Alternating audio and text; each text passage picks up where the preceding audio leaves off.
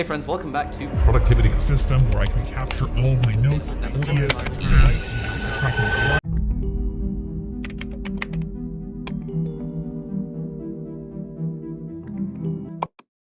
Monk mode is an extreme but temporary state of concentration and productivity that allows top performers like entrepreneurs and C-level suite executives get huge amounts of growth in a short amount of time. I personally have my own monk mode protocol that I use within my own business that has helped me get the success that I have and build multi-million dollars brands for my clients. This practice has been critical to my own success and my clients' success. But it's not just me. Jeff Bezos, Warren Buffett, and Albert Einstein all have been documented saying that the single reason why they have been able to be so successful all boils down to one principle, and that's focus. And that's exactly what monk mode is: intense focus and eliminate distractions. But of course, I'm not saying that by doing this, you're gonna build the next Amazon. But the data is clear. Successful people are ruthless at eliminating distractions, which allows them to focus, work, plan, strategize, think, and build successful businesses. The saying, live now like most wouldn't dare, so you can live later the way most people dream, is completely true. But it makes sense. You cannot expect different outcomes when you're doing the exact same routine as everyone else. Monk mode is a way for you to break out of that monotonous routine and go against the grain of society. While your friends and peers will numb themselves with the same monotonous routines of going to work, scrolling social media, watching Netflix, and going to bars, those practices will keep them on the same predictable path as everyone else. But when you embrace monk mode, you will be swimming upstream and you will be doing things differently than everyone else around you. And that will make you more and more unrelatable.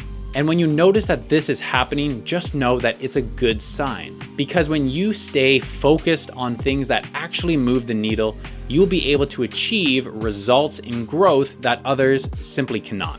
You'll be quietly brainstorming while others are having happy hour. You'll be at the gym while others are watching Netflix. And as hard as it is, you might even miss out on critical moments with your family. If you're thinking that this sounds impossible because you get business done by networking and going for drinks, and you love your family and want to spend as much time with them as possible, just remember, monk mode is a temporary state. It's something that we as entrepreneurs can tap into and go into at times, but still have the life that we want to live and that is important to us. Monk mode does not mean you have to set aside your family and quit drinking forever.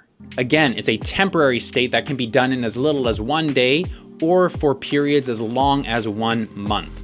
However, I would recommend not doing anything longer than 4 weeks of monk mode because you do need time for your brain and your body to reset, to get back into your routine, and to socialize and to spend time with your family and to be lazy. Because these are the ways that we then recharge ourselves to enter a future state of monk mode. Here's an example of a 1-day monk mode protocol that I use on a frequent basis. And if you want to learn how I have built up to doing longer stints of monk mode, and if you want to master monk mode, then I recommend that you join my 30-day monk mode challenge. Use the link in the description on this video. Now, when I enter monk mode, even just for a single day, it always starts the day before. And that includes waking up at a regular time, having healthy eating throughout the entire day. That means no junk food, no excess sugar. You want to be eating whole foods, vegetables, grass-fed meats, really healthy diet. And that also means no alcohol use and no drug use. And for me, I like to say no screen time after 7 p.m., which allows me to go to bed and have a restful sleep at 9 p.m. And when I do go to bed, I set my alarm for 6 a.m., which gives me a nice 9 hours of rest. And I turn my phone on airplane mode that night. That way I have no temptations of notifications the morning that I wake up and enter monk mode. So during the day, I will wake up at 6 a.m. Now, having a regular sleep schedule and sleep pattern that is healthy is extremely important for you to be able to focus and be mentally clear. So I can't stress how important it is that you dial in your sleep. And immediately I wake up and I go right outside for a walk. I don't check my phone, there's no scrolling social media, there's no emails, and I don't put in headphones. I'm not listening to podcasts while I'm walking.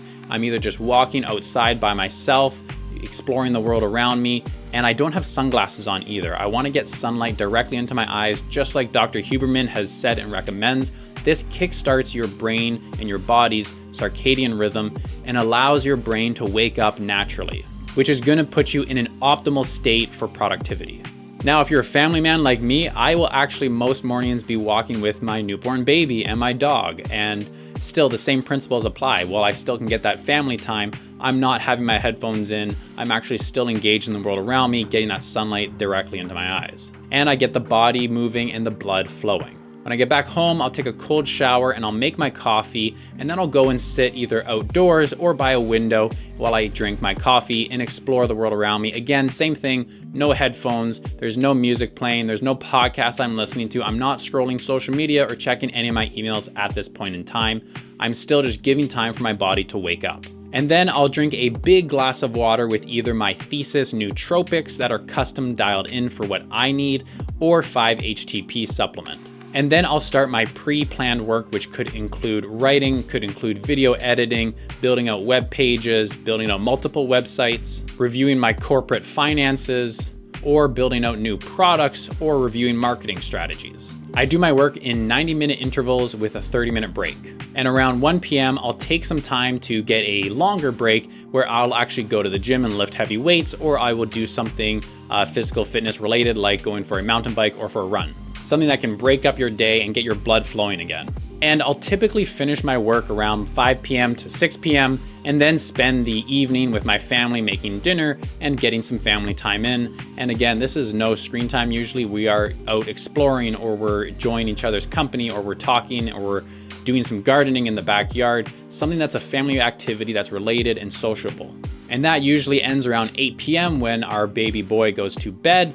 And then that allows me to have about 1 hour of time where I will actually be writing and pre-planning my next day, and allows me to set up perfectly with no screens after 6 or 7 p.m. and then actually have my preloaded work for the next day of entering monk mode already complete and ready for my bedtime at 9 p.m.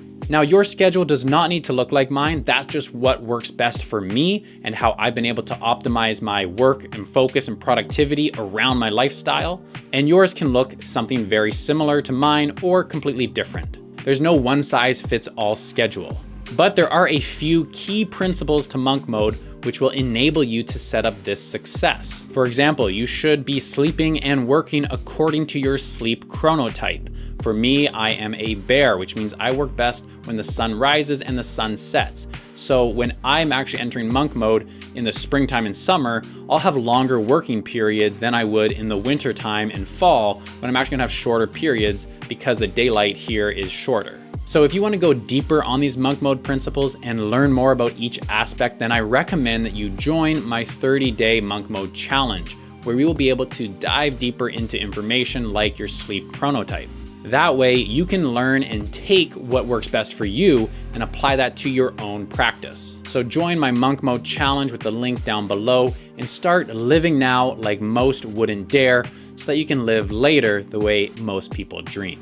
Other core principles to monk mode includes having a set schedule, having preloaded work, no alcohol, no drug use, no gambling, no news or social media consumption prior to and during these monk mode sessions. And we do this because we are trying to avoid and minimize any sort of dopamine or cortisol spike in the brain and body. These sorts of spikes are what put you into a flight or fight response. And that's a big reason why most people's attention span these days are shorter than a goldfish. And if you're already practicing some form of a productivity meditation or already practicing monk mode, let me know in the comments what you do and what are core principles to your practice. I want to know and be able to learn and share together so we can all grow.